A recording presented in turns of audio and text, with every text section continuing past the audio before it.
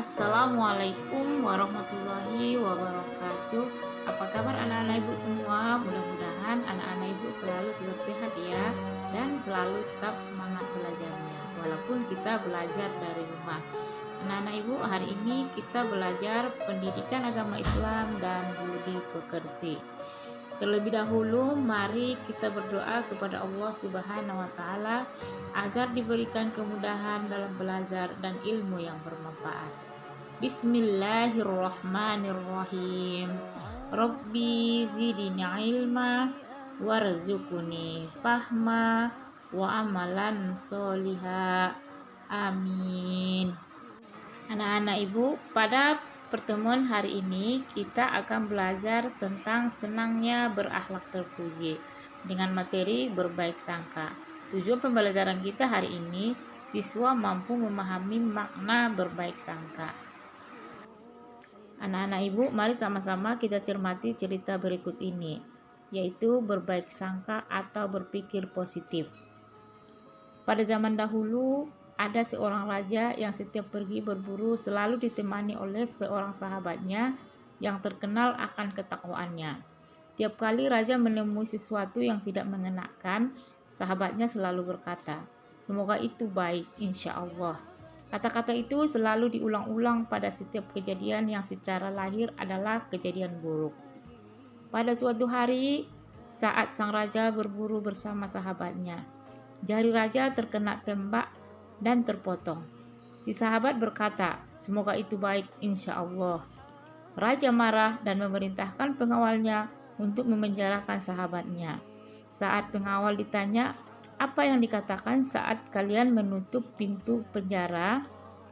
Pengawal menjawab, "Ia hanya mengatakan, semoga ini baik, insya Allah." Suatu ketika, raja pergi berburu lagi tanpa ditemani sahabatnya. Ia tersesat di hutan. Di hutan tersebut terdapat sekelompok orang yang menyembah berhala dan tiap tahun mengorbankan kepada berhalanya tersebut. Raja pun ditangkap oleh kelompok tersebut. Namun saat diperiksa, didapati jari raja tidak lengkap. Mereka pun menolak mengorbankannya karena korban harus dalam kondisi sempurna. Kemudian raja dilepas dan ia kembali ke istananya. Akhirnya, raja menyadari kebenaran ucapan sahabatnya. Sahabat raja tersebut dikeluarkan dari penjara. Raja bertanya, "Ketika engkau mengatakan semoga itu baik insya Allah, saat jariku terpotong, aku menyadari bahwa kebaikan itu adalah aku tidak jadi disembelih untuk berhala karena fisikku tidak sempurna. Sekarang saat engkau di penjara, apakah kebaikan itu?" Sang sahabat menjawab, "Andai kata saat itu saya bersamamu, mereka akan menyembelih saya sebagai penggantimu. Jadi jika kamu mendapat kejadian buruk, ucapkan semoga ini baik, insya Allah. Karena boleh jadi kamu membenci sesuatu, padahal ia amat baik bagimu. Dan boleh jadi kamu menyukai sesuatu, padahal amat buruk bagimu. Allah Subhanahu wa Ta'ala Maha mengetahui, sedangkan kamu tidak mengetahui." Quran Surah Al-Baqarah ayat 216. Oleh sebab itu, jangan pernah beranggapan Allah Subhanahu wa Ta'ala meninggalkanmu dan tidak sayang kepadamu saat kamu mendapat cobaan atau musibah atau sesuatu yang tidak menyenangkan.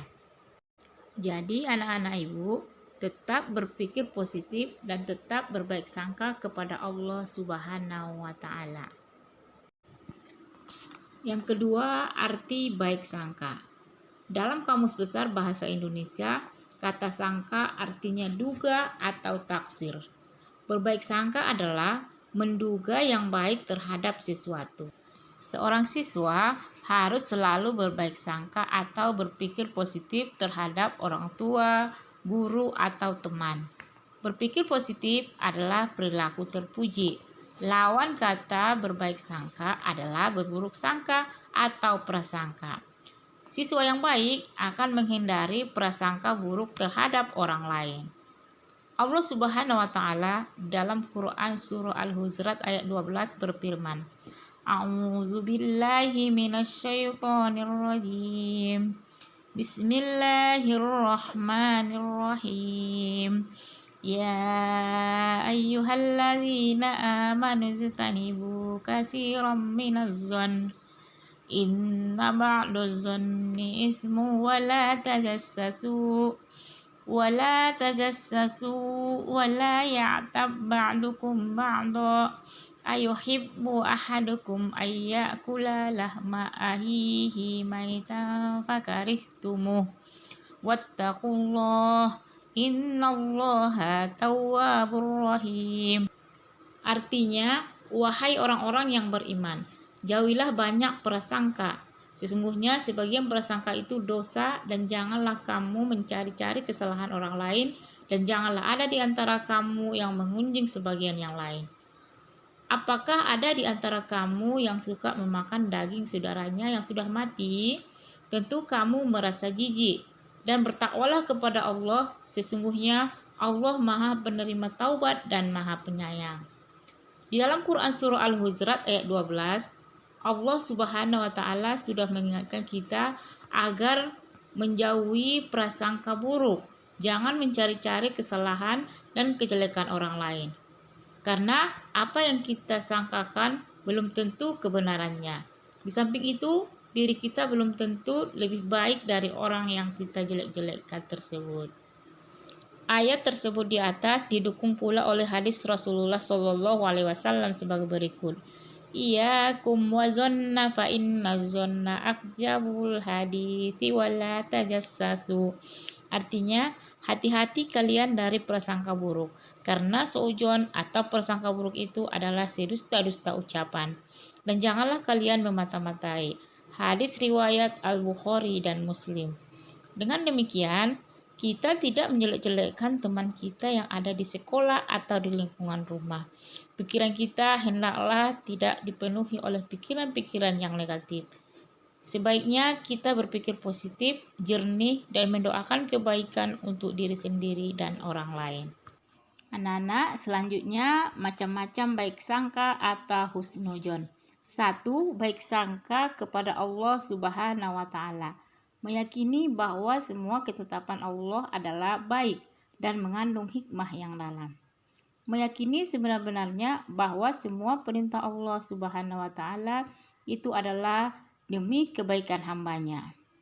Meyakini sebenar-benarnya bahwa semua larangan Allah Subhanahu wa Ta'ala itu adalah untuk menjaga hambanya dari kemudaratan. 2. Baik sangka kepada Rasulullah. Kita meyakini bahwa semua ajaran yang dibawa oleh Rasulullah adalah datangnya dari Allah Subhanahu wa Ta'ala dan disampaikan kepada umatnya dengan sempurna. Sunnah-sunnah Rasul adalah kebaikan atau kemaslahatan manusia sendiri. Yang ketiga, baik sangka kepada sesama manusia. Memberikan kepercayaan kepada orang lain. Misalnya, tanpa curiga, Ahmad meminjamkan uang jajannya kepada Karim untuk membeli buku. Contoh kedua, Kamila menerima peraturan orang tuanya untuk bangun pagi agar bisa sholat subuh berjamaah dan membersihkan tempat tidur sendiri. Contoh ketiga, Karlina menerima aturan orang tuanya untuk mengikuti les privat, yaitu privat mengaji di rumah, walaupun ia tidak keluar rumah setelah pulang sekolah. Contoh keempat, Herman memahami sahabatnya Zakaria yang tidak ikut piknik ke Taman Mini Indonesia Indah, karena ternyata Zakaria harus mengikuti ujian renang. Selanjutnya anak-anak, dampak positif berbaik sangka atau husnudzon, diantaranya sebagai berikut. 1. Baik sangka kepada Allah dan Rasul-Nya dapat meningkatkan iman dan takwa. 2. Baik sangka kepada umat Islam akan mempererat tali ukhuwah atau rasa saling mencintai. 3. Baik sangka kepada sesama manusia akan menyelaraskan kehidupan berteman, bertetangga, dan bermasyarakat.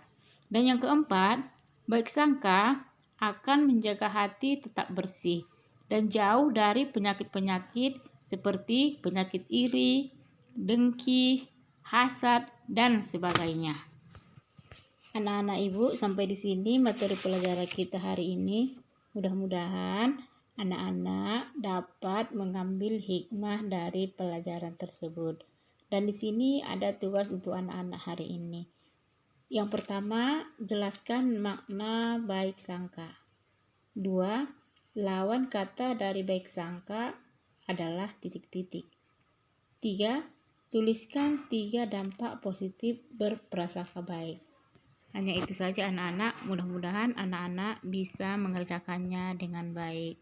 Sekian pembelajaran kita, Ibu akhiri dengan ucapan Alhamdulillahirrabbilalamin. Assalamualaikum warahmatullahi wabarakatuh.